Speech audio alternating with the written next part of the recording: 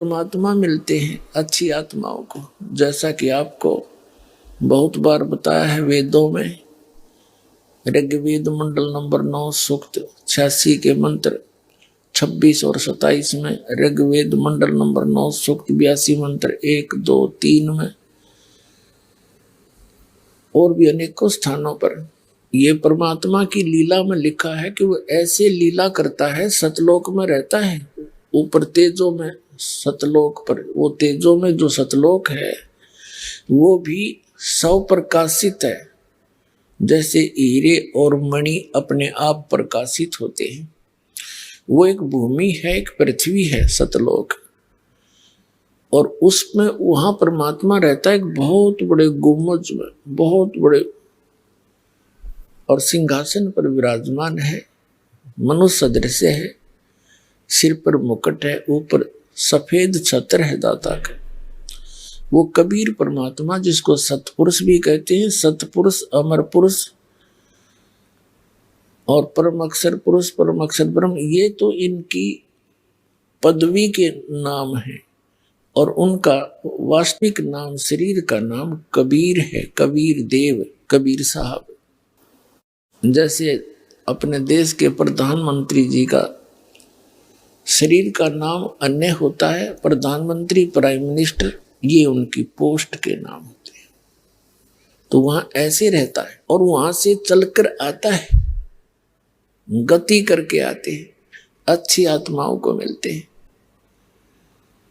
और उनको फिर अपनी यथार्थ जानकारी देते हैं, जहां से हम आए थे वह वापस जाने की, इस गंदे लोक से जन्म मृत्यु के रोग को कटवाने की वो जानकारी स्वयं देते हैं। तो वो परमात्मा ऐसे ही अच्छी आत्माओं को मिलते हैं।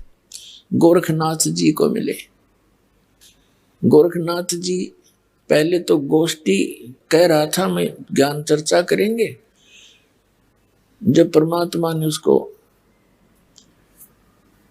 ज्ञान चर्चा के लिए जब शुरुआत की, तो परमेश्वर ने अपनी जानकारी देनी चाहिए कि मैं परम अक्षर ब्रह्म हूं और मैं अविनाशी हूं, या गोरखनाथ का गले नहीं उतरी।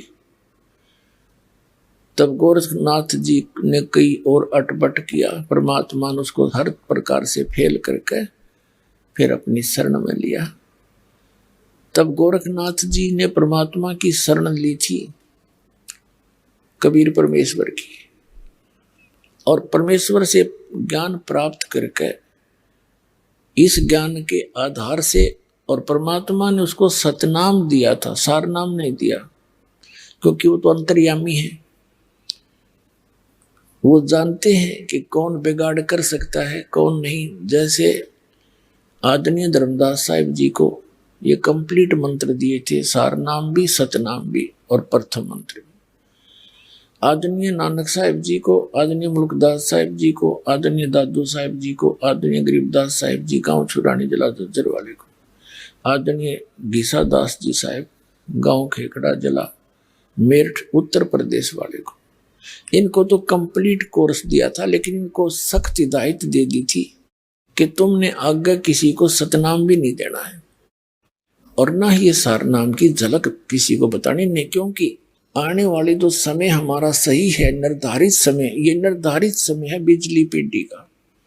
इस समय तक इन सभी मंत्रों को और इस यथार्थ ज्ञान को गुप्त रखना था, नहीं तो ये काल ने कहा था कि कलयुग में मैं तेरे नाम ते, सतलोक और सचखंड के नाम ते, और कबीर और अमर पुरुष के नाम ते मैं अनेक पंथ चलाऊंगा, और उन पंथों में ज्ञान तो कहेंगे वो सतलोक और सचखंड का, और नाम देंगे सारे काल के।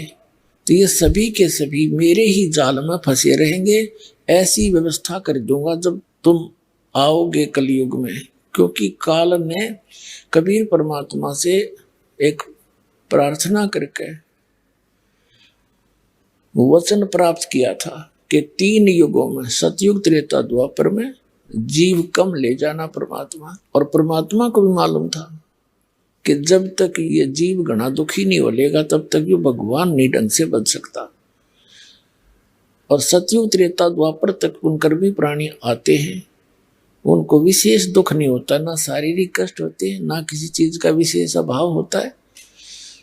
तो फिर वो जो भी साधना कर रहे होते हैं उनको मिलता है पिछले संस्कार प्रारब्ध से सब सुविधाएं, सब सुख, पुत्र पुत्री, सब सुविधा हो जाती है। तो वो ये सोचते रहते हैं कि हम जो पूजाएं कर रहे हैं इन्हीं से हमें लाभ हो रहा है। तो परमात्मा ने जानबूझकर उसको दे दिया था, बालक है, ये मांग क्या सकता है। 3 युग में जीव थोड़े ले जाना, मालिक को मालूम था कि ये ना करें भक्ति मेरे आड़ी 3 युग में, और कलयुग में ये महादुखी हो जाएंगे। और जो साधना ये कर रहे होंगे इन नकली संतों द्वारा बताई हुई, उससे इनको लाभ होना है नहीं, और पिछले पुण्य इनके हैं ही नहीं, होंगे ही नहीं। कलयुग में तो इतने अमकति सतयुग त्रेता द्वापर से अपने पुण्यों को नाश करते करते यहाँ तक पहुंचते हैं।